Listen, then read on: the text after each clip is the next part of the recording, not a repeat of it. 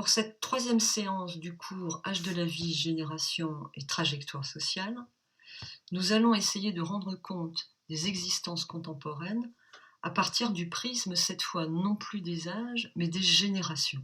Avant d'ouvrir ce cours, faisons quelques rappels. Les sociologues, particulièrement Gérard Mauger, que nous avons cité précédemment, considèrent que les notions d'âge et de génération rappellent pour toute société à la nécessité de la reproduction simple de ses propres fondements. Du côté des ethnologues et des anthropologues, ils considèrent que dans tout système de parenté, la position d'âge indique le rapport entre aîné et cadet, tandis que la position dans l'ordre des générations indique le rapport de filiation. Si on se tourne du côté des définitions que donnent les différents dictionnaires de la langue française, la génération désigne d'abord l'action d'engendrer, la genèse, la reproduction au sens biologique et figuré du terme. Par ailleurs, dans d'autres dictionnaires, on constate que deux usages de la notion sont indiqués, selon qu'elle s'applique à une lignée familiale ou selon qu'elle s'applique à une société considérée dans son ensemble. Et en effet, on peut parler de génération familiale et de génération sociale. Une génération familiale représente un degré dans la filiation, chaque degré en filiation directe, et dans cette perspective, les rapports de génération s'établissent entre parents et enfants dans le cadre de la famille. Mais la génération sociale représente tout autre chose et désigne un ensemble d'hommes qui vivent dans le même temps et qui sont à peu près du même âge. Enfin, en démographie, la génération est rapportée à une cohorte, c'est-à-dire un ensemble de personnes ayant vécu un même événement démographique durant une période donnée, généralement une année civile, mais une cohorte particulière en tant qu'elle est formée de l'ensemble des personnes nées durant une période donnée, généralement l'année civile. Pour ce troisième volet du cours, donc, il s'agit de présenter l'approche sociologique des existences contemporaines à partir non plus de la perspective des âges, mais de celle des générations. Et si, a priori, la génération semble une notion tout à fait évidente, il se trouve qu'elle ne l'est pas du tout pour un sociologue.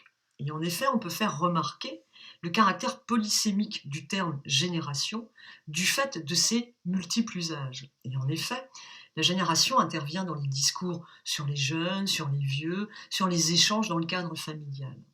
Et cette notion, elle est aussi empruntée quand surviennent des changements sociaux, politiques, économiques, ou encore à l'occasion de nouvelles créations intellectuelles et même artistiques.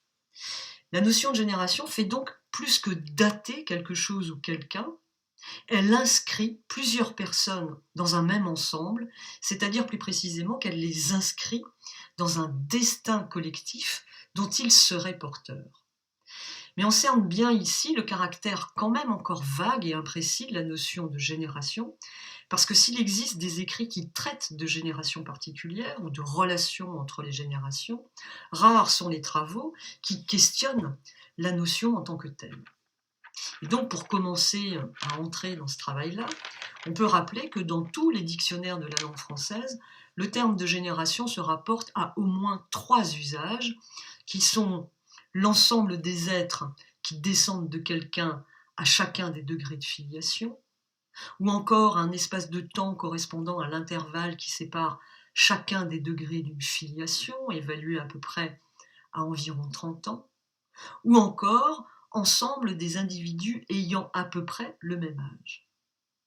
Mais d'autres usages existent encore, que l'on ne va pas décliner ici, mais on va seulement faire remarquer que les autres usages de cette notion se rattachent à une double signification du terme qui désigne le mouvement de ce qui arrive à l'existence d'une part et le produit de ce mouvement d'autre part, c'est-à-dire les gens, les choses qui composent une génération. Cette troisième partie du cours s'organise autour de 4 points. Premier point, usage universel de la notion de génération, des mythes temporels à une philosophie politique. Deuxième point, la génération une notion à la croisée de l'histoire et de la sociologie. Troisième point, la notion de génération réhabilitée à partir des années 50.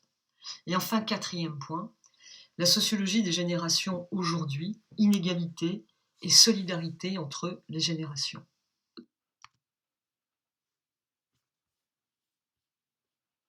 Celle de la notion de génération, des mythes temporels à une philosophie politique. Le terme génération, comme on l'a dit, est un terme polysémique du fait de ses multiples usages. Mais selon Claudine Athias-Donfus, il se trouve que ce terme présente un usage relativement universel, et cela depuis des millénaires. Et à ce titre, elle fait remarquer que ce terme s'est chargé de mythes archaïques dont il est intéressant de rendre compte, non pour leur seul intérêt, mais parce qu'ils survivent, selon elle, encore dans les usages aujourd'hui. Rappelons simplement ce qu'est un mythe. C'est un récit qui relate des faits imaginaires transmis par la tradition et qui met en scène des êtres qui représentent symboliquement des forces physiques, des généralités d'ordre philosophique ou encore métaphysique. Ouvrons donc un premier sous-point intitulé « Une fonction mythique, humaniser le temps ». En effet, selon Claudine Athias-Donfus, dans toute société qui se dote de l'idée de passé, de présent et de futur, s'observe un repère temporel pour la longue durée, qui est précisément celui de la succession des générations. Et selon la conception dominante du temps dans la société, l'idée de génération se présentera de façon différente. En effet, toutes les sociétés ne se représentent pas le temps de la même manière. Certaines rapportent le temps à un cycle, sur le modèle des saisons qui se succèdent et qui reviennent. D'autres, en revanche, rapportent le temps à une flèche linéaire faite de continuité et de progression. Prenons des exemples. Exemples de sociétés dans lesquelles prédomine le temps cyclique. On trouve ce temps cyclique particulièrement bien illustré dans la pensée mythique de la société indienne. Dans cette société indienne, il y a donc, ou dans la pensée mythique de la société indienne, on trouve une conception du temps circulaire qui l'emporte, et donc l'histoire, d'une certaine manière, est conçue comme de la répétition, elle se répète. Et pour le symboliser, les générations sont utilisées. Dans cette pensée mythique de la société indienne, l'unité mobilisée est celle dite du yuga, Y-U-G-A.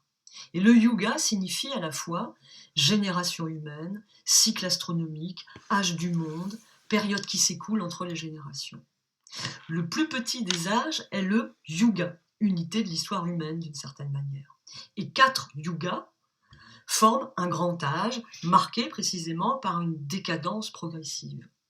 Les âges du monde, dans la pensée mythique de la société indienne, se dénombrent en yugas et constituent des grands cycles qui représentent une répétition ininterrompue et sans changement.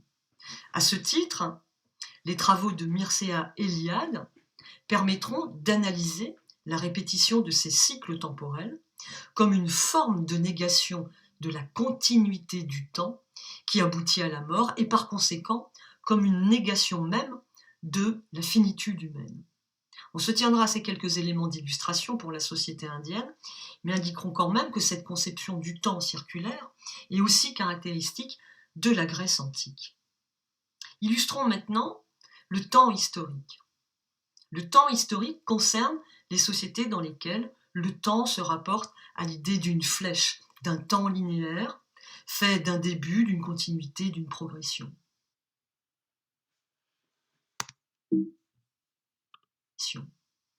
Historiquement, cette conception du temps se retrouve dès son origine dans la pensée religieuse judaïque où l'idée de génération est omniprésente. Et en effet, pour le judaïsme, une génération dure environ 40 ans, c'est-à-dire, dans cette pensée religieuse, le temps de la traversée du désert, c'est-à-dire le temps que la génération sortie d'Égypte soit remplacée par une nouvelle qui n'a pas connu l'esclavage, en somme, une génération d'hommes libres qui seule entrera en terre promise.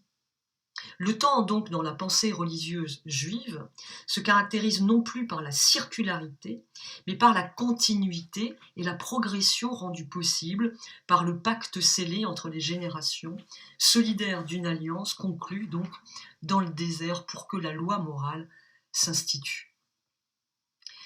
Dans la conception chrétienne du temps, c'est-à-dire dans cette pensée religieuse chrétienne, on trouve où on se rend compte que la notion de génération n'intervient pas.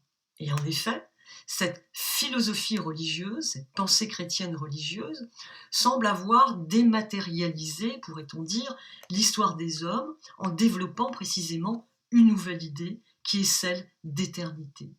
Cette idée d'éternité fait du temps, d'une certaine manière, un aspect de la vie spirituelle.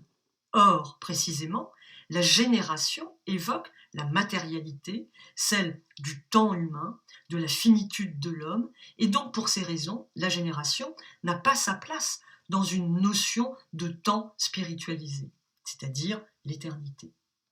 On retrouve ici aussi dans cette pensée religieuse chrétienne la fameuse dichotomie entre l'âme et le corps, soit aussi entre un temps divin, qui serait l'éternité, et un temps humain, qui serait la finitude, un temps qui se termine. Pour autant, au gré de l'histoire, ces deux conceptions du temps, cyclique et historique, ont coexisté. Aussi, on observe quelques régularités quant aux différentes idées associées à celles de génération. Notamment, trois idées ici, l'idée de cycle, l'idée de régénération, l'idée de cycle, l'idée de continuité, de progression, et l'idée d'alternance. Précisons ces trois idées. L'idée de cycle. Une génération est un cycle, d'où l'importance du passé qui est capitale pour les hommes du présent. Et ces hommes du présent sont d'ailleurs précisément redevables à leurs ancêtres, à leurs prédécesseurs, des réalisations précisément dont ces hommes du présent héritent. Autrement dit, les ancêtres continuent à vivre dans le présent parce que les hommes du présent les sollicitent, les mobilisent, permettant de dire que sur les vivants veillent les ancêtres.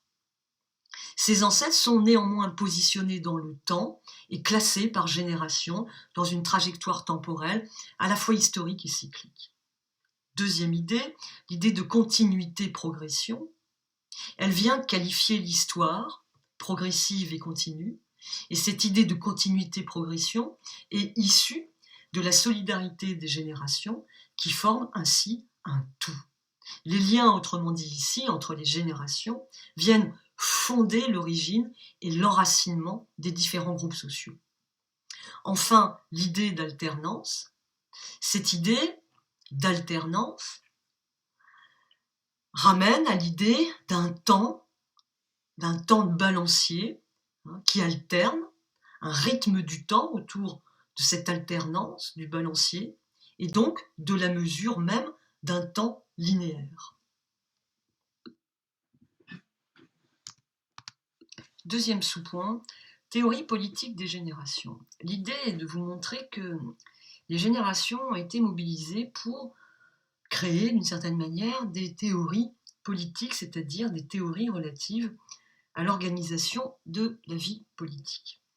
Et en effet, pour certains auteurs, on trouve chez Platon, par exemple, les prémices de ce que d'autres théoriseront plus tard, notamment au XIXe siècle, sur les générations. À la suite, nous dirons quelques mots sur Aristote, pour enfin relever que ces deux auteurs ont des influences sur, je dirais, des théories ultérieures qui vont naître surtout à partir de la Renaissance, concernant précisément ces théories politiques, et notamment chez Machiavel, nous y reviendrons tout à l'heure. Alors, concernant Platon, sa conception de la vie politique est fortement imprégnée par la conception cyclique du temps. Et Platon distingue 5 espèces de constitutions politiques qui correspondent selon lui à 5 espèces d'âmes, conformément à l'idée selon laquelle il y a autant de caractères d'hommes que de types de gouvernement, car, dit-il, les gouvernements sont toujours le reflet des mœurs même des membres qui composent ces États. Il raisonne de la manière suivante. Il part, d'une certaine manière, de la constitution idéale qui, pour lui, est la monarchie ou l'aristocratie, c'est-à-dire le gouvernement par les meilleurs d'entre nous. Et il étudie les transformations de cette constitution idéale qui va suivre, d'une certaine manière, une logique chronologique naturelle, c'est-à-dire suivre un processus de dégradation progressive jusqu'à mener au pire des constitutions, c'est-à-dire la tyrannie. Cette dégradation des formes de constitution politique résulte, pour Platon, de la décadence des fils par rapport aux pères. Ainsi, la dégradation du gouvernement de la cité idéale passerait, selon Platon, par des étapes précises qui se succèdent, qui seraient l'aristocratie, puis la timarchie, puis l'oligarchie, puis la démocratie, puis la tyrannie. Alors disons quelques mots sur chacune de ces constitutions politiques. L'aristocratie, tout d'abord. L'aristocratie est considérée par Platon comme une constitution idéale pour la cité, puisque dans cette forme de gouvernement, le pouvoir souverain est exercé par les meilleurs d'entre nous, c'est-à-dire les plus méritants et les plus aptes. Ce peut être donc une caste, une famille, ou simplement quelques individus. À l'époque de Platon, l'aristocratie ne doit pas être confondue avec la noblesse qui, elle, est fondée sur le principe de la naissance. Mais, depuis la Révolution française, l'usage courant tend à confondre les deux termes, si bien que le mot aristocratie désigne un groupe social privilégié exerçant le pouvoir de manière héréditaire afin de préserver ses titres, ses privilèges et son patrimoine. On passerait donc, selon Platon, de cette forme de gouvernement à une autre, c'est-à-dire nommée la timarchie ou encore la timocratie, qui désigne, là encore selon Claudine Athias-Donfus, un régime politique dans lequel ceux qui détiennent le pouvoir recherchent et aiment avant tout les honneurs, ce qui a du prix ou de la valeur. Autrement dit, les gouvernants ici font du pouvoir une fin en soi, une finalité en soi, délaissent l'éducation intellectuelle au profit de l'entraînement physique et guerrier. La timarchie ou encore la timocratie est donc dirigée par des hommes qui accordent de la valeur au fait d'être jugés dignes, honorés ou admirés. Le courage, l'amour de la guerre, la gloire, l'honneur deviennent pour eux des vertus. Ils sont donc fascinés par la vanité, la cupidité. Ils deviennent arrogants, hautains et se montrent particulièrement féroces vis-à-vis de ceux qu'ils considèrent comme inférieurs. On passerait donc de l'aristocratie à la timocratie, puis à l'oligarchie. Et l'oligarchie est considérée comme un régime politique dans lequel la plupart des pouvoirs sont entre les mains d'un petit nombre d'individus, de quelques familles ou d'une partie de la population, généralement une caste. La source de leur pouvoir peut être la richesse, mais aussi la tradition ou encore la force militaire. L'oligarchie s'appuie sur une pratique du pouvoir collégiale et particulièrement discrète. Enfin, les régimes oligarchiques se révèlent relativement instables et évoluent souvent vers, en l'occurrence ici, la démocratie. La démocratie, du grec ancien démos, qui veut dire peuple, et kratos, qui renvoie à l'idée de pouvoir. La démocratie est ici considérée comme le régime politique dans lequel le pouvoir est donc détenu par le peuple, c'est le principe de souveraineté du peuple, sans qu'il y ait de distinction due à la naissance, la richesse ou autre. En règle générale, les démocraties sont indirectes ou représentatives et le pouvoir s'exerce par l'intermédiaire donc de représentants désignés lors d'élections. Enfin, la tyrannie. La tyrannie est un pouvoir absolu conquis par la force et illégalement, après un coup d'État généralement, usurpant donc l'autorité légale. Alors cette succession des gouvernements, pour Platon, se fait précisément par la succession des générations qui elles-mêmes obéissent aux cycles historiques qui sont répétitifs et également à la loi de la décadence progressive qui caractérise précisément chaque cycle, un petit peu comme dans la pensée mythique indienne présentée tout à l'heure. Pour Platon, donc, tout est soumis à des révolutions circulaires et il y a un cycle des générations comme il y a un cycle du mouvement du ciel. Mais si Platon introduit ici des considérations astrologiques et même mathématiques, il y mêle aussi des considérations psychologiques et sociales, puisqu'il associe directement des types d'hommes aux types de gouvernement. Par exemple, il dira que les justes forment l'aristocratie, les ambitieux la timarchie, les plutocrates l'oligarchie, les licencieux la démocratie et les anarchiques sanguinaires la tyrannie. Précisons deux termes ici, licencieux concernant la démocratie et anarchique sanguinaire concernant la tyrannie. Que veulent dire ces termes ? Le terme licencieux venant caractériser la démocratie signifie au fond l'idée qu'en démocratie, il y aurait une liberté excessive et que de ce fait, ça mènerait à une vie déréglée, une vie finalement qui aurait perdu ses repères. Quant à l'idée d'anarchique sanguinaire de la tyrannie, bien évidemment, ça se démarque de la philosophie politique anarchiste. Il s'agit ici de désigner ce qui est en proie au désordre, du fait de la faiblesse du pouvoir politique. Poursuivons avec Aristote, qui est un élève de Platon et qui critiquera cette proposition. En effet, Aristote réfute la régularité de la succession des gouvernements tels que le propose Platon, soit encore il réfute les étapes de la dégradation du gouvernement de la cité idéale et la classification de ces gouvernements. Il admet quand même l'idée de cycle et le principe d'une influence des générations dans le renversement et l'avènement des formes politiques.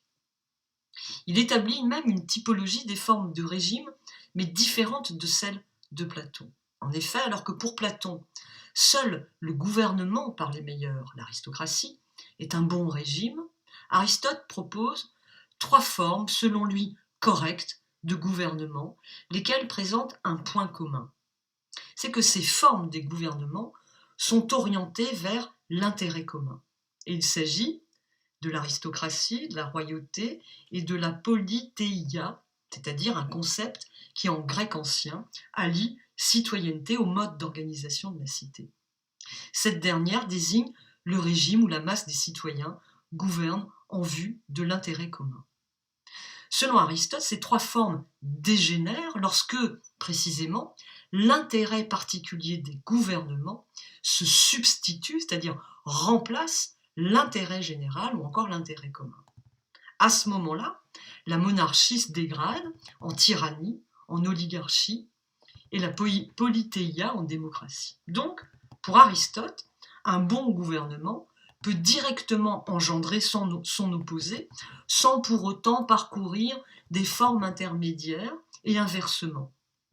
Autrement dit, ce sont les réactions des fils au père qui contribuent largement à cette dégradation des formes d'organisation politique.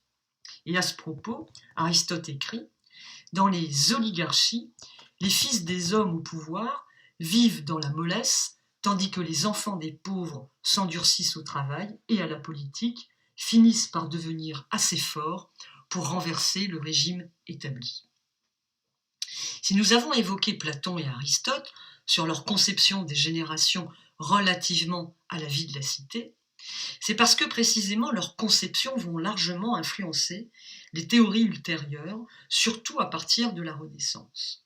À ce titre, on peut citer au moins 2 exemples. Premier exemple, il s'agit d'un historien du XIVe siècle d'origine arabe nommé Ibn Khaldun. C'est un historien, un économiste, un démographe qui propose une réflexion sur les dynasties arabes. Et il propose une sorte de périodisation des dynasties qui se succèdent précisément au rythme des générations. Et pour cet auteur, la durée des dynasties est analogue à celle de la vie humaine, marquée donc par un déclin progressif, comme le corps humain vieillit et meurt. L'auteur explique les décadences des dynasties arabes par des arguments psychologiques et sociaux, et en cela rappelle les influences de Platon. Pour lui, une dynastie ne peut durer plus de 3 générations. Durant la première génération, dit-il, est préservée encore les vertus bédouines, c'est-à-dire la rudesse du désert, parce que les nomades sont considérés comme plus vertueux que les sédentaires. À la deuxième génération, on s'habitue à l'obéissance tout en gardant encore une partie des anciennes vertus bédouines. Et à la troisième génération, se consomme le déclin sous l'effet précisément du bien-être, de la prospérité. Ainsi, de nouvelles dynasties se forment pour supplanter la dynastie régnante et désormais affectée par la décrépitude, le vieillissement. Et ainsi, un cycle recommence. Deuxième exemple, c'est la pensée politique de Machiavel, humaniste florentin de la Renaissance et homme d'État et écrivain. Dans la pensée politique de Machiavel, on retrouve ces principes de succession, de décadence et de répétition. Mais ici aussi, il est possible de passer d'un gouvernement juste à un gouvernement tyrannique sans que soient parcourues nécessairement les différentes formes transitoires décrites par Platon. À ce titre-là, on peut lire Machiavel dans les œuvres complètes qu'il propose. Il écrit « À peine fut-elle connue, la justice, qu'elle influa sur le choix du chef à nommer. On ne s'adressera dès lors ni au plus fort ni au plus brave, mais au plus sage et au plus juste. Puis, la souveraineté devint héréditaire et non élective, les enfants commencèrent à dégénérer de leur père. Loin de chercher à les égaler en vertu, ils ne firent consister l'état de prince qu'à se distinguer par le luxe, la mollesse, le raffinement de tous les plaisirs. Aussi bientôt le prince s'attira la haine commune. Objet de haine, il éprouva la crainte lui dicta les précautions et l'offense, et l'on vit s'élever la tyrannie. Voilà pour la citation. Mais à l'inverse, pour Machiavel, la tyrannie suscite des libérateurs qui restaurent les lois de la vie collective. Mais cela ne dure pas, parce que les enfants qui succèdent au père font à nouveau dégénérer le gouvernement des meilleurs en une tyrannie du petit nombre. Machiavel en conclut que toutes ces espèces de gouvernements sont en fait relativement défectueuses, y compris ceux qualifiés de bons, parce qu'ils durent trop peu de temps, écrit-il, et reposent seulement sur la vertu des princes, lesquels meurent avec eux et ne se perpétuent donc rarement chez leurs successeurs. Il ne suffit donc pas pour le bonheur d'une république, écrira encore Machiavel, ou d'une monarchie, d'avoir un prince qui gouverne sagement pendant sa vie. Il en faut un qui lui donne des lois capables de la maintenir après sa mort. Autrement dit, pour que des vertus se maintiennent dans le temps, il faut qu'elles s'inscrivent dans la loi. Ici, Machiavel introduit une rupture radicale avec l'idée d'une sorte de déterminisme des cycles politiques, des cycles de gouvernement, dans la mesure où, précisément, c'est l'action éclairée des hommes qui peut éclairer leur destin, d'une part, et c'est par l'établissement de lois que l'on supplée aux carences humaines, notamment. Terminons là-dessus en disant que donc l'idée de cycle répétitif dans l'histoire, qui serait marquée par un processus de décadence en lien avec la perversion des générations successives jusqu'à ce que l'extrême décadence entraîne la réaction inverse, marque le recommencement du cycle, eh bien ça correspond en fait à des archétypes assez anciens qui perdurent encore aujourd'hui. Pour exemple, on peut penser à ceux qui ont parlé de déclin de l'Occident, ou encore au déclin de la famille, ou encore au déclin des valeurs.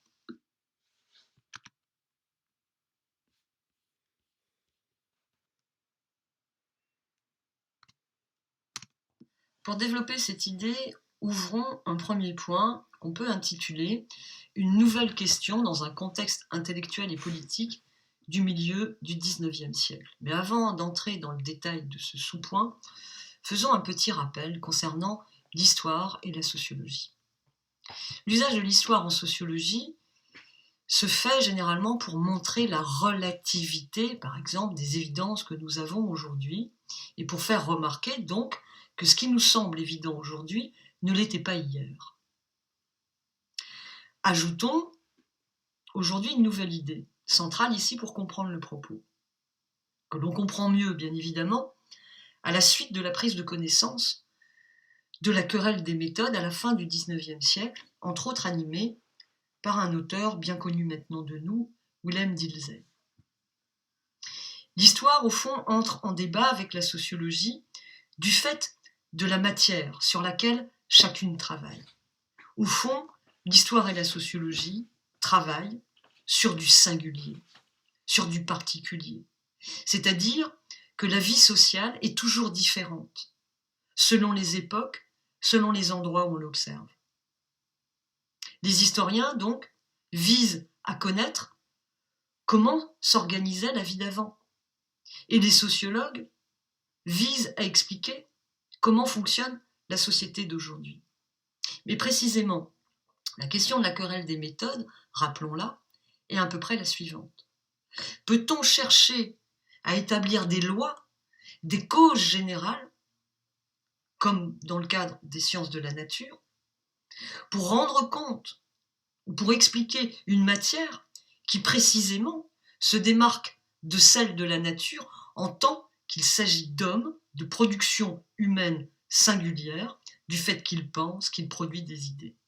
En tous les cas, c'est la façon dont le propos est posé dans la querelle des méthodes. Donc, la question qui se pose à nous aujourd'hui est la suivante. L'histoire des hommes en société est faite d'éléments singuliers.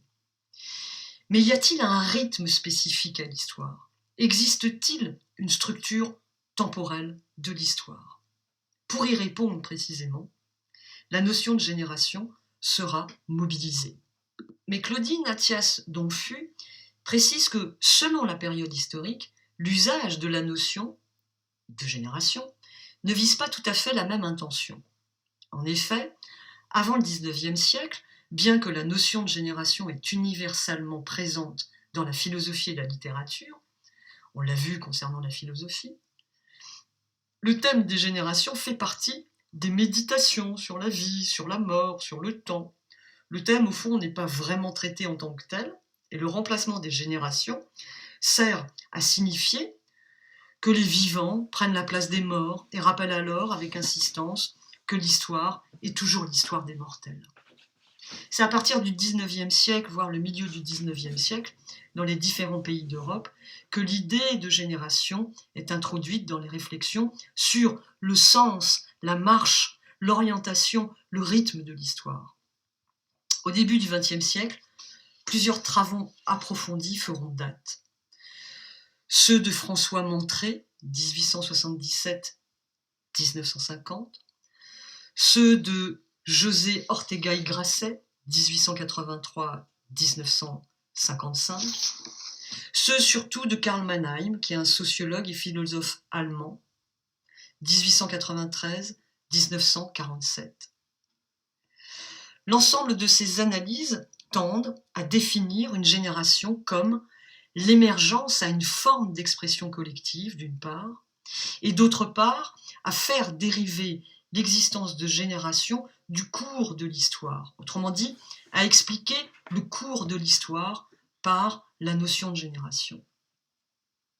Après le travail de Karl Mannheim, en 1930, le thème des générations va complètement disparaître de la littérature, va complètement s'éclipser, pour réapparaître seulement à partir des années 50, par le biais précisément de travaux anthropologiques et ethnologiques, et dans une toute autre perspective que celle énoncée, puisqu'il s'agira, dans les années 50, de considérer comme la construction sociale d'un classement social.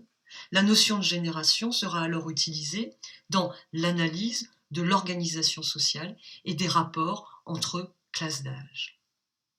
La notion de génération ne trouve de sens que rapportée au contexte intellectuel dans lequel on la trouve et qui lui donne précisément du sens. Cela vaut pour la sociologie comme pour n'importe quelle autre discipline. En somme, pour comprendre ce que nous disent les auteurs, il faut comprendre aussi à minima le contexte intellectuel dans lequel ils écrivent. Et au cours du XIXe siècle, le thème des générations se développe dans le cadre de réflexions sur l'histoire et doit son essor à la fois au contexte politique et à l'évolution des idées. À cette époque, donc, l'histoire comme discipline se cherche une démarche scientifique. Et précisément, le recours à cette notion de génération semble répondre à cette préoccupation. En effet, cette notion de génération semble offrir un outil méthodologique aux historiens pour précisément mesurer le temps historique, voire pour comprendre les mouvements de l'histoire. Cette idée n'est pas nouvelle, on l'a vu précédemment, elle est même universelle. Mais le climat intellectuel et politique du XIXe siècle va relancer le thème et donner naissance à ce qu'on peut nommer une vision moderne des générations, c'est-à-dire une vision des générations qui domine encore aujourd'hui. Quelques mots sur ce climat intellectuel et politique du XIXe siècle. Après la Révolution française, le rythme de l'histoire politique est haché et tend à détacher des générations successives. À la fin du XIXe siècle, on assiste à la domination en Europe des mouvements nationalistes, en Allemagne, en Italie. Ils se développent aussi en France, notamment en réaction à la guerre de 1870. Ces mouvements nationalistes gagnent la jeunesse, qui trouve dans ces mouvements à la fois un mode d'expression et une façon de s'opposer. À son tour, l'ampleur des mouvements de jeunesse ouvre un intérêt intellectuel pour précisément le problème des générations, dont on pressent bien à l'époque qu'il peut être une clé pour comprendre les bouleversements qui secouent l'époque à l'époque. Deuxième sous-point, le thème des générations dans les approches historiques. Ici se pose une question que l'on peut formuler de la manière suivante. Existe-t-il un rythme de l'histoire? Et si oui, la notion de génération peut-elle être utile à la réflexion? Trois auteurs classiques sont habituellement cités ici, lesquels peuvent nous surprendre parce qu'ils ne sont pas estampillés historiens. Au contraire, on trouve le précurseur de la sociologie, Auguste Comte. On trouve aussi un mathématicien, Antoine-Augustin Cournot, 1801-1877. Et on trouve un philosophe théologien qu'on connaît maintenant, Wilhelm Dilthey, 1833-1911. Bien que non historiens, ces auteurs comptent dans les approches historiques parmi les références classiques sur le thème des générations. Et c'est donc à l'égard de ces trois auteurs que nous allons essayer de dire quelques mots maintenant. L'intérêt d'Auguste Comte à la question des générations réside dans la contribution de ce thème à la définition des lois d'évolution de la société qui précisément l'intéressent. En effet, selon Auguste Comte, le rythme de renouvellement des générations donne la mesure du rythme du progrès, comme les mouvements de population, leur accroissement, leur densité, influencent l'amélioration, selon lui, de l'esprit humain. Pour emprunter une formule un petit peu brutale, on peut dire que pour Comte, la progression sociale repose essentiellement sur la mort. Cette formule synthétise en fait le point de vue d'Auguste Comte sur la question des générations. Expliquons. La vie humaine suppose un renouvellement continu et graduel des hommes qui permet l'action de chaque génération sur celle qui la suit. Une durée de vie indéfinie supprimerait le mouvement de progression graduel, tout comme le ferait le remplacement brutal d'une génération par l'autre. Or, soutient Comte, le rythme du progrès est donné précisément par une juste mesure entre changement et permanence. Si bien que, selon lui, à un allongement excessif de la durée de vie correspondrait un ralentissement du tempo du progrès, puisque l'influence des anciens serait dominante, c'est-à-dire une influence conservatrice. Ainsi, un renouvellement lent des générations ferait triompher les forces d'inertie et de conservatisme qui apparaissent avec l'âge. Et en effet, pour Auguste Comte, les hommes en vieillissant s'accrochent à leurs acquis et s'opposent au changement. Par contre, la force d'innovation des jeunes, c'est elle qui génère le progrès. Mais pour autant, à l'inverse, un renouvellement trop rapide dans le cadre d'une durée de vie trop brève ne permettrait pas de fixer les progrès dans un ordre qui garantisse permanence, justement. Autrement dit, trop de changements, trop de renouvellement entravent aussi l'avancement historique de la société, parce qu'il faut du temps et l'intervention des forces conservatrices précisément pour dépasser le moment des essais, des tentatives et réaliser un développement profond et durable. Notons qu'à l'époque d'Auguste Comte, dans la France et l'Europe du XIXe siècle, la vieillesse est plutôt dévalorisée et on s'inquiète déjà du poids des vieux dans la société. Auguste Comte, sur le sujet, va prendre position et il estime au contraire que trop courte la durée de vie est loin le stade où le poids de la vieillesse viendrait freiner le rythme du progrès. C'est donc pour mieux cerner les rythmes du progrès des sociétés que Comte introduit la notion de génération. C'est d'ailleurs lui qui suggérera le lien entre progrès et densité sociale, ce qui sera repris par la suite par Durkheim. Rappelons un peu cette idée. Auguste Comte établit un lien entre le progrès et la densité sociale. Et en effet, parmi les causes générales qui agissent sur la vitesse de l'évolution sociale, c'est-à-dire le rythme du progrès, il y a l'accroissement naturel de la population humaine qui contribue à cette accélération de ce grand mouvement. Mais il s'agit moins de l'augmentation du nombre absolu d'hommes ici que de leur concentration dans de grands centres. Et c'est cette idée d'une accélération du progrès stimulée par la croissance urbaine que va reprendre Émile Durkheim dans son analyse de la division du travail. Et effectivement, il va soutenir l'idée que l'accentuation de la division du travail est une des caractéristiques des sociétés modernes.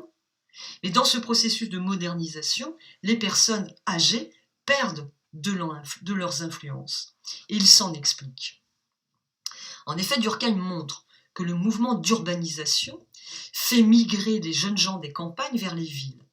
Et ces migrations ont un effet, ou des effets, sur les relations sociales, dans la mesure où cela atténue l'influence que reçoivent ces jeunes gens des anciens.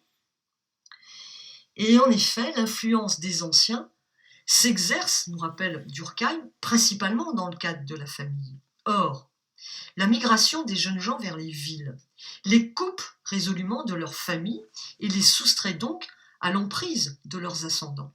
Donc, l'affaiblissement des structures familiales permettrait à la fois une certaine distance par rapport à la tradition et permettrait aussi l'avènement du progrès. À ce changement correspondrait le déclin du culte de l'âge, c'est-à-dire avant le phénomène d'urbanisation, il est admis que le culte de l'âge est bien actif, mais avec ce mouvement, le rapport des jeunes aux anciens se réduit à quelques formules de politesse inspirées par une sorte de pitié qui fera écrire Durkheim ces mots « On plaint les vieux plus qu'on ne les craint ». Revenons à Auguste Comte. L'analyse qu'il propose sur les générations et de leur rôle dans le progrès social s'inscrit dans sa conception de l'histoire, qui est la suivante. Pour lui, l'histoire des sociétés est sous-tendue par des lois, en l'occurrence des lois de progression qui sont pour lui tout à fait inéluctables. Ces lois prennent leur source dans la nature même de l'homme et dans les lois de son développement. Et le développement humain, précisément, présente différents aspects, subordonnés, hiérarchisés entre eux, mais en première ligne se place le développement de l'esprit. Il y aurait donc pour Comte un principe d'harmonie entre l'histoire de la pensée, l'histoire des sciences et l'histoire générale des sociétés. Il met alors l'accent sur l'idée de continuité entre les générations successives. Les étapes de la vie d'une génération seraient analogues à celles du progrès social. Il se risque à faire des analogies entre enfance et période de la féodalité, adolescence et période plutôt révolutionnaire, et maturité, période du positivisme. L'histoire humaine, au fond, se confond chez Auguste Comte avec le développement de la nature humaine. Si bien que cette histoire a un sens, c'est le progrès et elle obéit à des lois qui l'y mènent forcément. Pour conclure sur cette rapide présentation de l'intérêt de Comte pour la notion de génération, on peut donc retenir 5 idées. Première idée, le positivisme de Comte considère que le progrès est irréversible et surtout qu'il n'entraîne pas une dépréciation du passé. Deuxième idée, dans sa philosophie de l'histoire, le destin de l'humanité est confondu avec celui de son esprit, soit avec le devenir de la science. Troisième idée, ces réflexions montrent la préoccupation d'établir une histoire scientifique positiviste. Quatrième idée, son usage de la notion de génération est un indicateur qui montre qu'Auguste Comte est préoccupé par une recherche d'objectivité historique.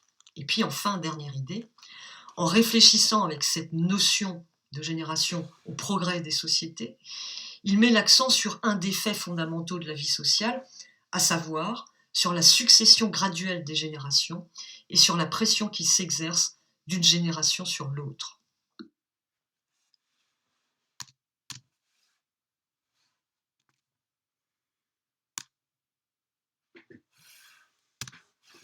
À la suite de Comte, disons quelques mots sur Antoine-Augustin Cournot, qui est, rappelons-le, un mathématicien et un philosophe français. Question de l'auteur, on peut les restituer de la manière suivante. Existe-t-il un rythme à l'histoire des hommes? Existe-t-il une structure temporelle de l'histoire? Voilà les questions, bien évidemment simplifiées, que se pose Cournot. Et pour y répondre, il pense qu'il faut trouver une méthode scientifique à l'histoire.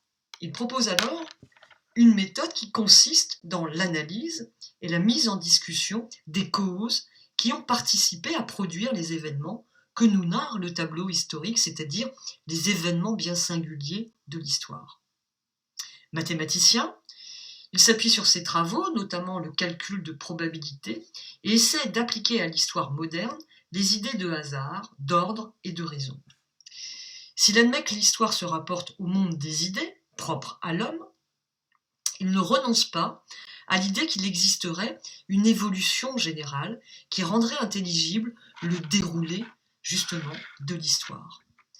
Il cherche donc à rendre compte des ressorts de l'histoire, de ses causes et de ses régularités. Il y a les événements qu'on peut narrer, mais comment sont-ils créés?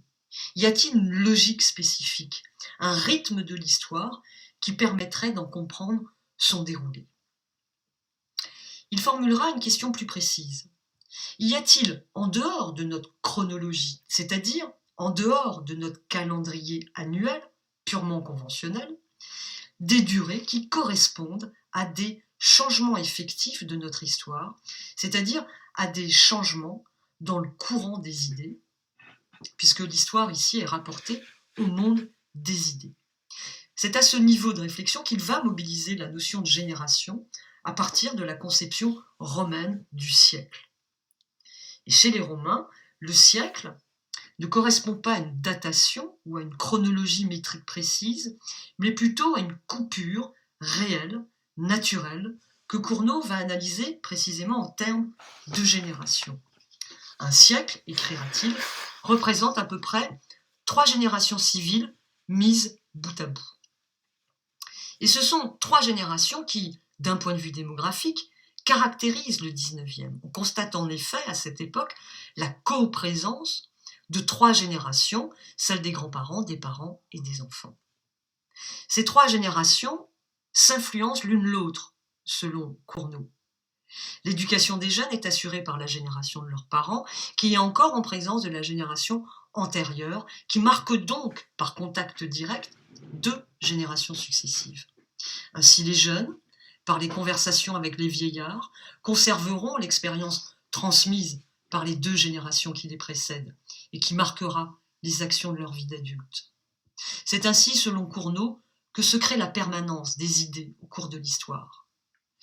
Les idées se propagent donc de génération en génération, avec néanmoins, soulignera-t-il, une différence entre la transmission d'expériences vivantes, qui se fait au contact direct avec ceux qui précèdent, et la transmission de récits, lesquels sont davantage susceptibles d'être, on va dire, déformés.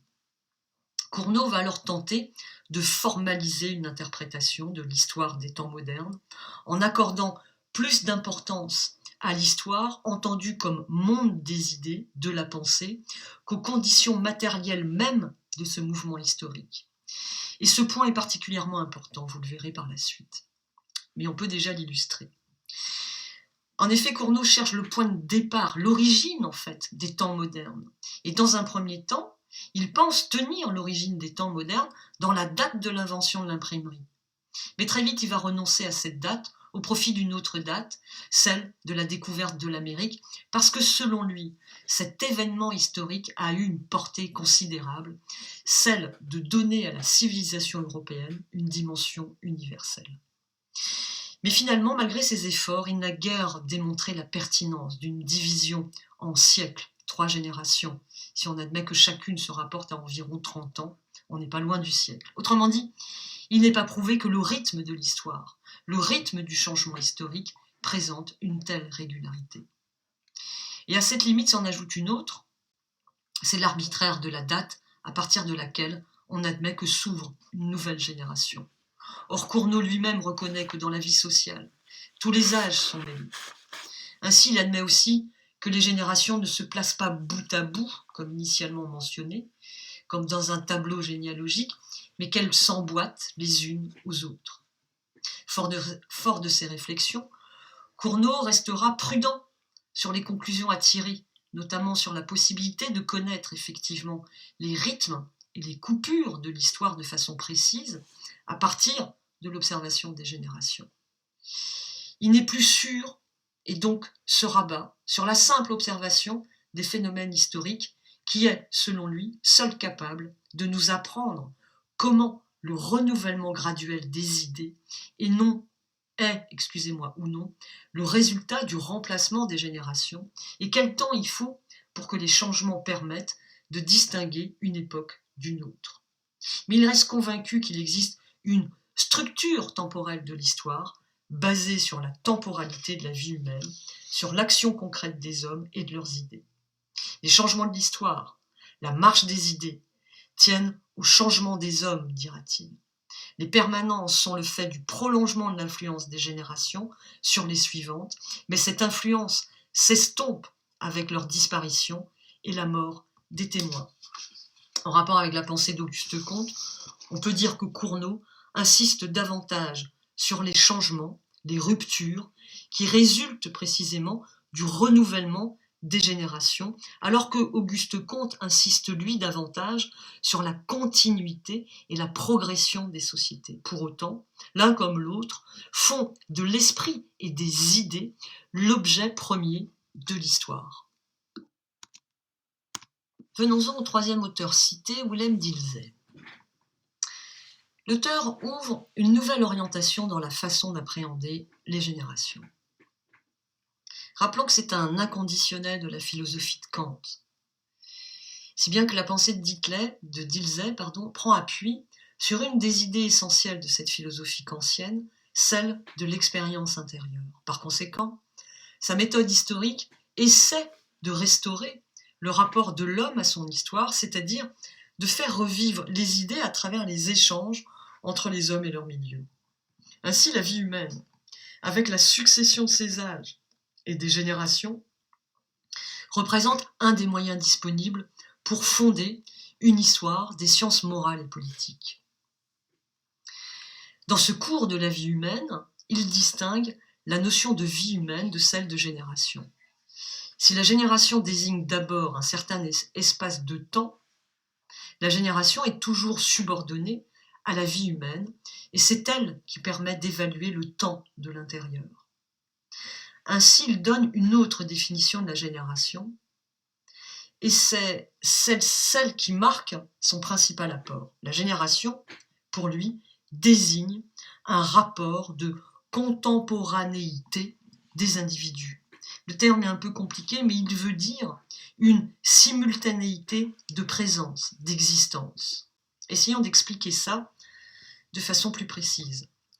Dilthey insiste sur les liens qualitatifs qui unissent les membres d'une même génération. Depuis, cette idée, elle est largement acquise, puisqu'il s'agit de considérer que les individus qui ont vécu ensemble à la même période ont subi les mêmes influences et par conséquent, ils sont rattachés par des liens plus étroits parce qu'ils font partie précisément de la même génération.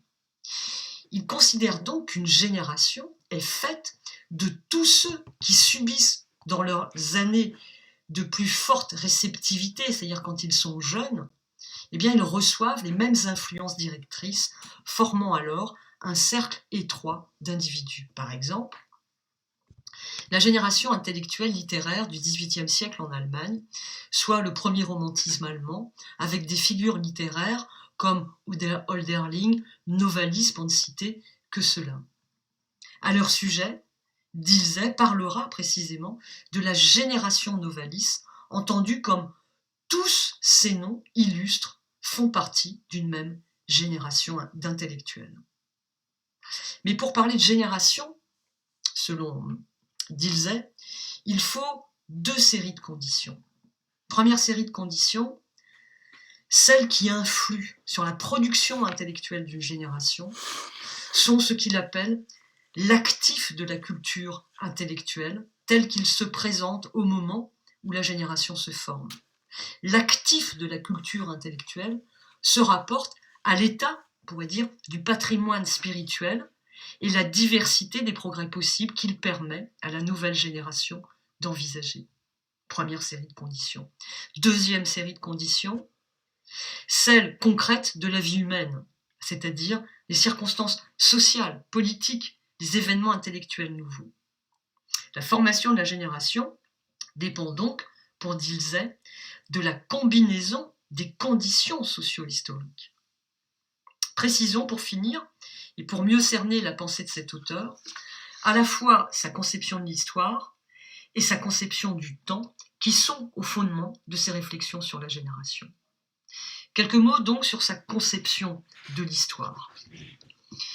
L'histoire pour lui, elle est faite de trous, de pertes de savoir, de pertes de savoir-faire, du fait précisément des transmissions entre les générations. Pour autant, malgré ces trous, ces pertes, c'est la continuité entre les générations que retient Dilthey, et c'est cette continuité dont doit rendre compte la recherche en histoire. Et sa conception de l'histoire est donc à comprendre en lien, en tous les cas est à comprendre, avec les liens qu'il établit entre histoire et psychologie. Cette liaison s'articule en effet à sa conception de l'histoire personnelle, de la structure et du développement de la personnalité. On pourrait même dire que cette liaison qu'il opère entre histoire et psychologie, ou encore entre histoire et histoire personnelle, est au cœur de sa conception des générations. Pour mieux le comprendre, il faut faire un détour par sa conception du temps. Il différencie le temps naturel ou abstrait du temps humain dit concret. Le temps de la nature est en effet un temps abstrait, une simple série de moments discontinus d'égale valeur, une sorte de temps newtonien pourrait-on dire. Comme ce temps naturel n'a pas accès à la conscience, le temps de la nature ne présente ni passé, ni présent, ni futur. Elle n'a donc pas de structure temporelle, c'est-à-dire de façon de relier passé, présent, futur. Mieux, la nature n'a ni esprit ni conscience et par conséquent n'a pas la possibilité de se référer à elle-même. En revanche, l'homme, doté d'un esprit et d'une conscience, peut, par son esprit et sa conscience, faire un retour sur lui-même, soit ce que certains nomment une certaine réflexivité. Ainsi, seul l'homme a une conscience du temps. Il en a l'expérience. Il vit un temps qui, pour lui, n'est pas une succession de moments, mais qui est une trame de structure temporelle qui précisément articule ces 3 coordonnées passé, présent, futur. Autrement dit, pour Dilthey, l'esprit humain transcende le temps qui passe, le temps de la nature, retient des épisodes du passé, anticipe des aspects du futur et s'élève au-dessus d'une simple existence naturelle, précisément par la conquête du temps. Ainsi, selon lui, l'esprit façonne sa propre histoire à mesure qu'elle se déroule. Et l'autobiographie en est pour lui une bonne illustration, parce que l'autobiographie ne liste pas des événements qui arrivent accidentellement par hasard, mais l'autobiographie, soutiendra-t-il, décrit le plan de la structure de sa vie. Ainsi, puisque le temps humain est produit par l'esprit humain, et plus précisément par une structure temporelle qui articule passé, présent, futur, on n'a plus besoin de la perspective diachronique qui renvoie aux études longitudinales, puisque précisément c'est la structure temporelle de l'esprit humain qui articule et relie les événements et qui découle de l'expérience humaine du temps. La conception de la vie humaine comme temporalité est donc à la base de la façon dont Dilthey conçoit la notion de génération. Et cette temporalité, elle est bien concrète, puisqu'elle est faite d'événements, d'expériences vécues. Ainsi, l'individu lui-même existe en tant qu'unité d'expérience passée et présente. Ces expériences sont historiquement situées, et en ce sens, elles fondent l'appartenance à la génération, car elles fondent l'existence elle-même, selon Dilthey. Ainsi, pour l'auteur, je dirais en bon philosophe fidèle à Kant, s'il existe une marche, un sens de l'histoire, c'est-à-dire une orientation, une direction de l'histoire, ça serait l'orientation d'une émancipation progressive de l'esprit humain, c'est-à-dire son autonomisation vis-à-vis de la nature et de la tradition.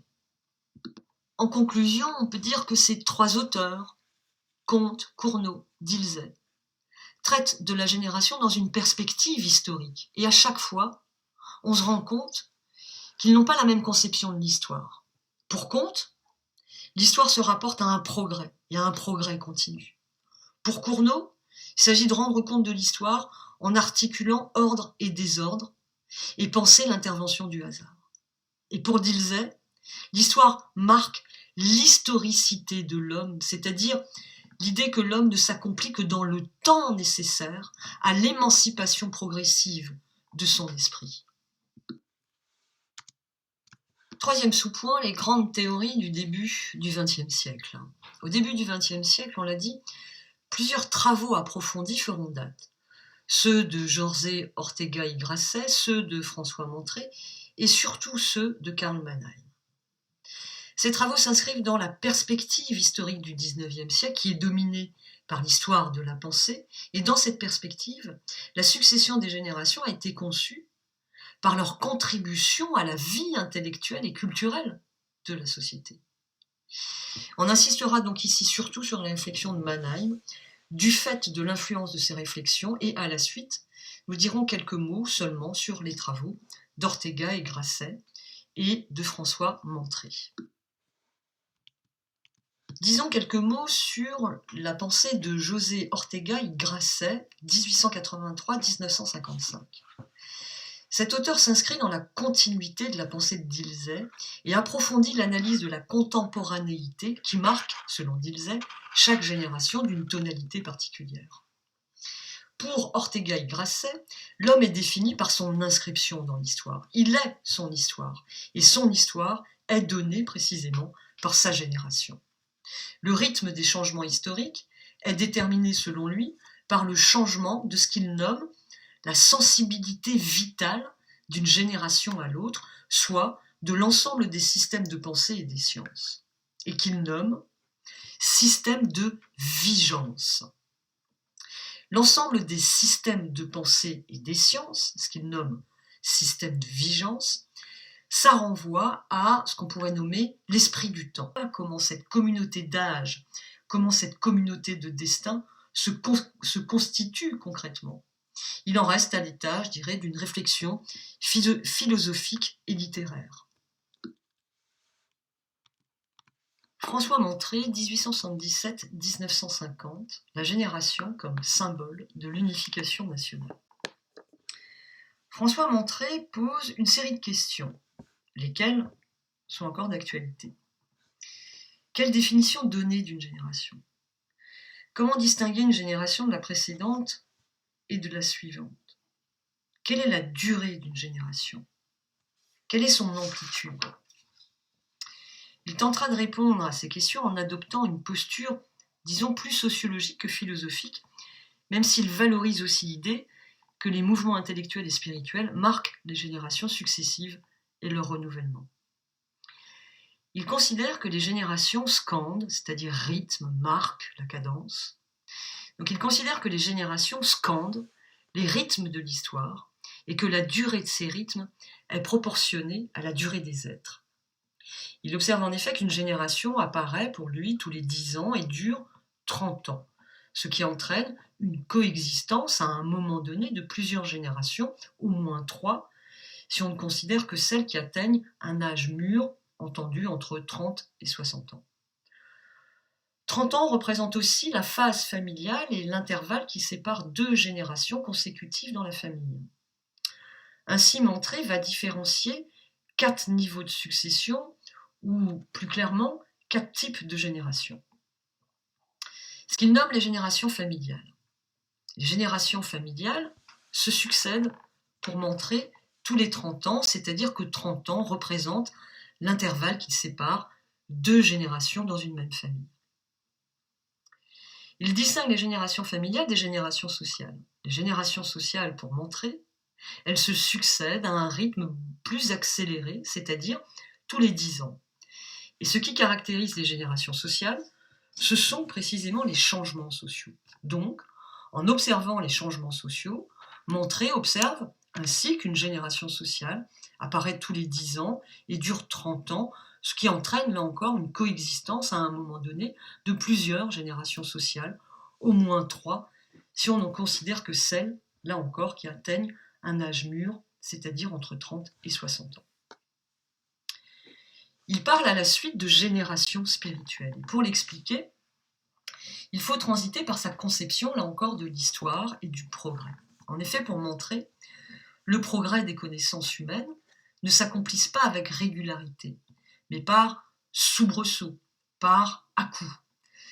C'est donc à une discontinuité que l'on a affaire, et cette sorte de discontinuité s'explique, selon Montré, de la manière suivante. Les avancées, intellectuelles notamment, sont effectuées par des écoles qui n'ont rien d'officiel. Elles correspondent pour lui à des séries, des groupements volontaires, novateurs, qui s'opposent aux institutions formelles, officielles.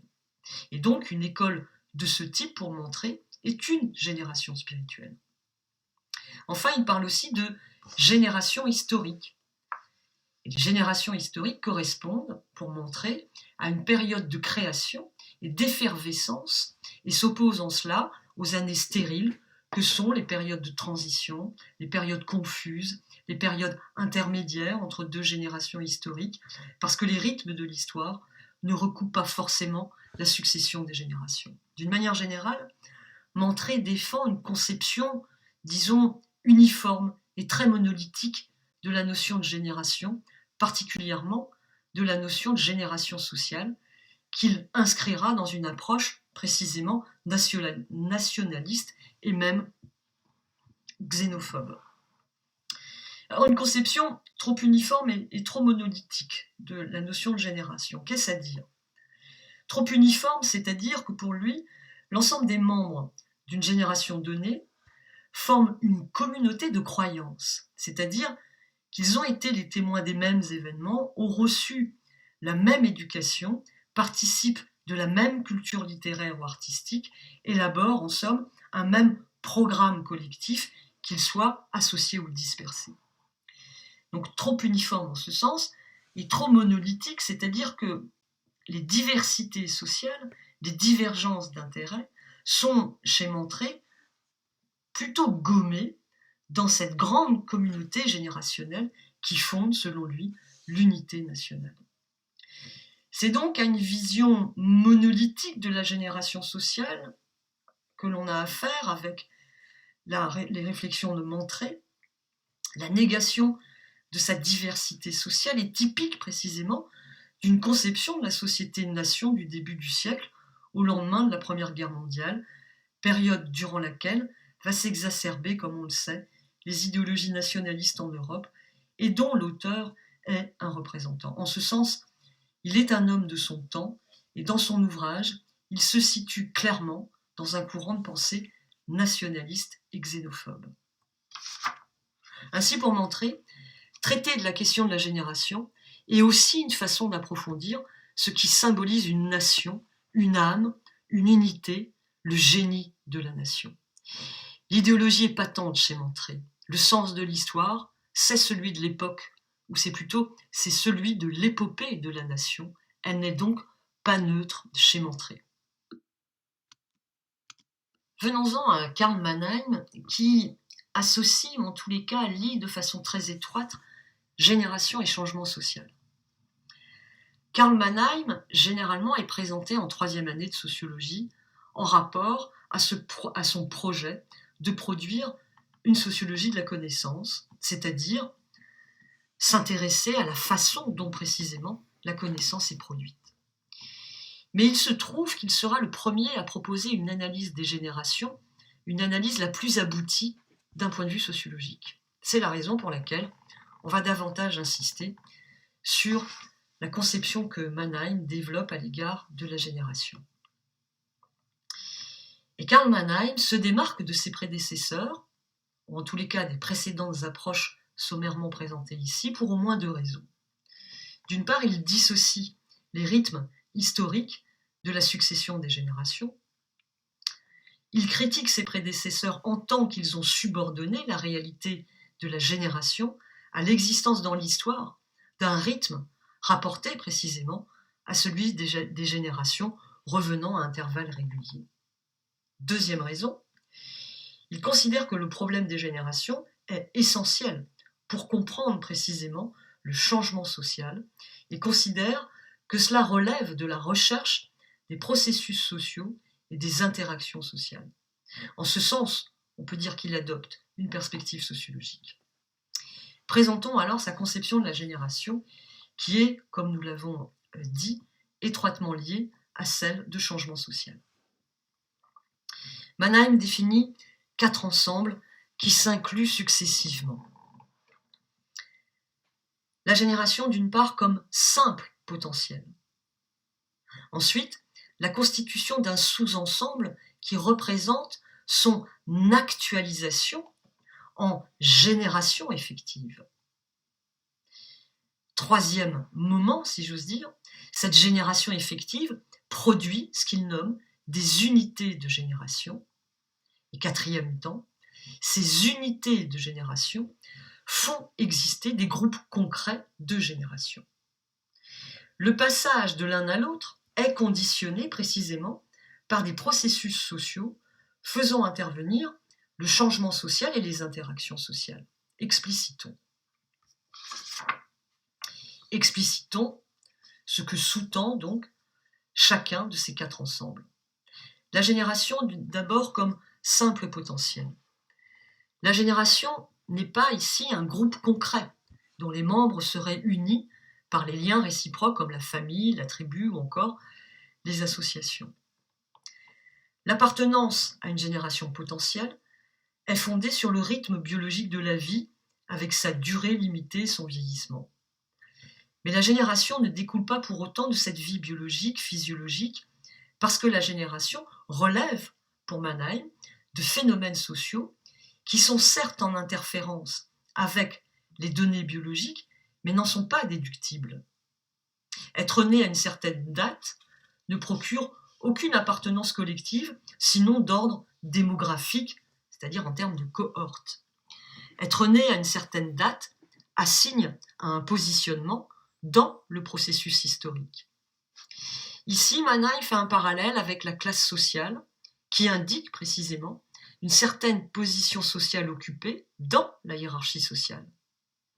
Il parle ainsi de position sociale de génération pour indiquer quel est un rapport social. Et ici, on peut faire un petit parallèle avec ce que l'on a dit concernant la perspective des âges. La position sociale de génération indique donc quel est un rapport social, c'est-à-dire qui permet de se situer les uns par rapport aux autres, en termes de classement, et qui, en tant que position sociale dans le processus historique, conditionne l'accès à certains produits culturels, dira Karl Mannheim. Il prendra l'exemple du prolétariat en disant « Le prolétariat n'a accès qu'à une partie de l'héritage culturel de la société et d'une manière qui lui est propre. » Ainsi, le parallèle s'opère d'une certaine manière. La position que l'on occupe dans le processus historique prédispose à des modèles d'expérience, prédispose à des modèles de pensée, produits par des données naturelles de la transition d'une génération à l'autre, mais ça n'est qu'un des déterminants. Il faut prendre en compte la structure sociale pour analyser les générations. Concernant la génération effective, que veut dire Karl Mannheim par génération effective? Il veut dire que les potentialités de la génération peuvent être actualisées ou non dans une participation historique, de même que la position de classe peut ou non donner naissance à la conscience de classe. Et ici, on fait le rappel chez Marx, il y a une différence entre précisément la classe en soi et la classe pour soi. Différence qui se situe au niveau précisément de la conscience de classe. Toujours est-il que selon Mannheim, on ne peut parler de génération effective que dans la mesure où se crée un lien entre les membres d'une génération. Et ce lien, selon Mannheim, résulte d'une exposition commune aux symptômes sociaux et intellectuels qui déstabilisent. Ce qui veut dire que la production de liens qui créent une génération effective dépend précisément des changements sociaux. Concernant les unités de génération, qu'est-ce à dire? Pour Mannheim, dans chaque génération effective, existe un certain nombre d'unités différenciées et même opposées, soit ce que Mannheim nomme précisément des unités de génération. Les membres de ces unités sont liés par des attitudes fondamentales qui intègrent et des principes formateurs qui sont des forces de socialisation dans une société. Ces unités de génération forment une sorte de communauté spirituelle tout en étant dispersées dans l'espace. Et ces unités présentent des affinités dans la manière dont ils sont formés, c'est-à-dire par leurs expériences communes. Exemple, l'Allemagne des années 1800, où dans la même génération, des jeunes romantiques conservateurs et des jeunes libéraux rationalistes représentaient deux formes opposées de réaction aux mêmes conditions historiques, formant ainsi des unités de génération distinctes. Quelques mots maintenant sur le groupe concret de génération. Mannheim pense que c'est dans des groupes concrets que se forment les idéologies sous l'effet précisément de stimulation mutuelle et s'en détachent ensuite pour devenir la force constituante la plus large unité de génération. L'idée centrale de Mannheim, vous l'avez bien compris, est celle de changement social. Le processus de changement social est le résultat de l'émergence continuelle de nouveaux groupes d'âge et donc de leur rapport neuf avec l'héritage culturel accumulé. Ainsi, ce sont deux facteurs principaux qui, selon l'auteur, garantissent le rajeunissement de la société. Son renouvellement et la sélection consciente et inconsciente de ce que l'on garde ou de ce que l'on oublie, de ce que nous transmet. Quels sont ces deux facteurs? Il s'agit d'une part des idées, des valeurs, des comportements qui changent à travers l'enchaînement successif des générations d'une part, et deuxième facteur, l'arrivée continuelle de nouveaux participants et le départ continu des anciens. Ainsi donc, pour Mannheim, l'actualisation d'une génération potentielle en génération effective ne se fait pas systématiquement. Elle obéit précisément aux conditions socio-historiques.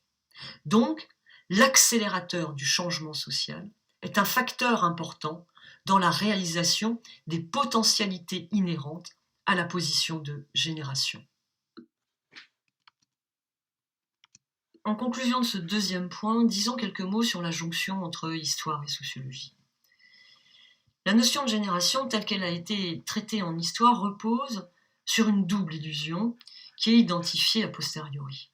Première illusion, celle de l'existence de rythmes, de cycles dans l'histoire, et par conséquent de l'existence de lois dans les rythmes de l'histoire.